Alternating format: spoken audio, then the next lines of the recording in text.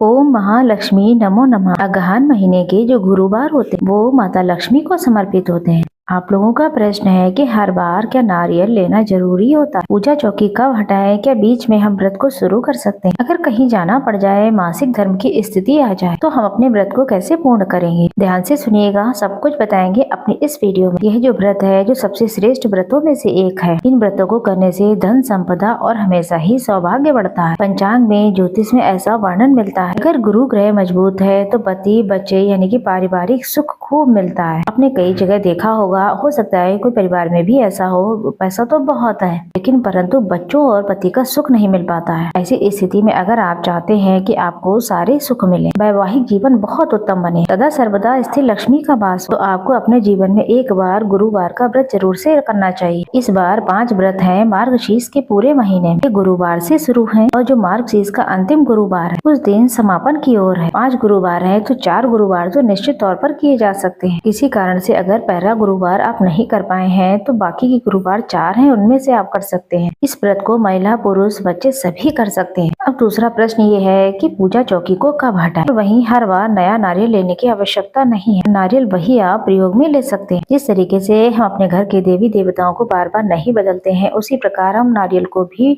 हर गुरुवार पे नहीं बदलेंगे। पहले दिन जो नारियल स्थापित किया है वही नारियल चारों गुरुवार पर पूजित होगा। जैसे कि आज गुरुवार का व्रत है, कल जो है शुक्रवार आएगा। कलश में रखा हुआ जल आप घर में छिड़काव कर दें, बाकी बचा हुआ जल तुलसी माता में या फिर किसी अन्य पौधे में समर्पित कर दें। कलश को तो दूसरे दिन हटाना होता है, लेकिन नारियल को आप हर बार वही प्रयोग कर सकते हैं। उस नारियल को देवी स्वरूप मानकर आपको घर के मंदिर में ही नारियल को स्थापित करना होगा। फूल पत्ती इत्यादि है तो आप उन्हें किसी गमले में छोड़ दें। अब बात ये करते हैं यहाँ पर मासिक धर्म के कारण अगर बीच में व्रत छूट गया तो क्या करें? व्रत तो आप कर सकते हैं, लेकिन जो आपकी पूजा है वो आपके पति या फिर बच्चे कोई भी कर सकता है। हालांकि ये व्रत बहुत ही सात्विकता और शुद्धता के साथ किया जाता है, क्योंकि माता लक्ष्मी को स्वच्छता प्रिय है। भोग प्रसाद भी कोई और बनाएगा, वही भोग भी लगा देगा, ये उत्तम रहता है। अगर आप सिर्फ व्रत रह सकती हैं तो रह लें, उसका भी फल आपको उत्तम मिलेगा। इस तरीके से आपको इन नियमों का ध्यान रखना है। अगर कहीं अचानक से जाना पड़ जाए तो व्रत तो आप कंटिन्यू करें और मानसिक पूजा करें। दूसरों के घर जाकर के भोजन खाने से बचें।